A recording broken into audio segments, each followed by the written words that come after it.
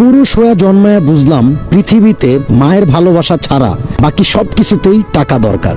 এটা আপনি মানেন বা না মানেন, এটাই সত্যি। এটা মানতে আপনি বাধ্য, কারণ একমাত্র মাই পারবে আপনাকে কোনো কিছু ছাড়া খুব বেশি মন থেকে আপনাকে ভালোবাসতে।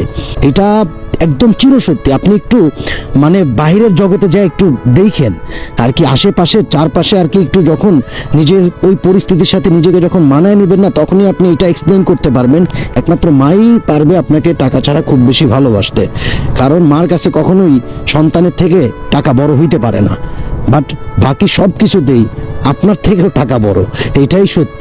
হ্যাঁ, আপনার ভ্যালু মানে টাকাহীন কই থেকে কই চলে যাবে আপনি নিজেও কখনো বুঝতে পারবেন না।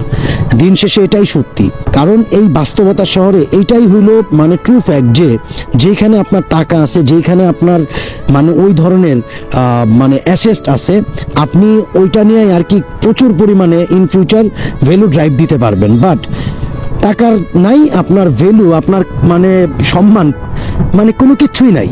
আর যার কারণেই বললাম ভাই, পুরুষ হয়ে জন্মায় বুঝলাম টাকা ছাড়া কোনো জায়গায় আপনি ওই ধরনের শান্তি সুখ কিছুই পাবেন না। মার কাছে সব সময় সন্তানের প্রতি ভালোবাসা, সম্মান, আদর সব কিছুই বেশি বেশি থাকবে, এটাই সত্যি।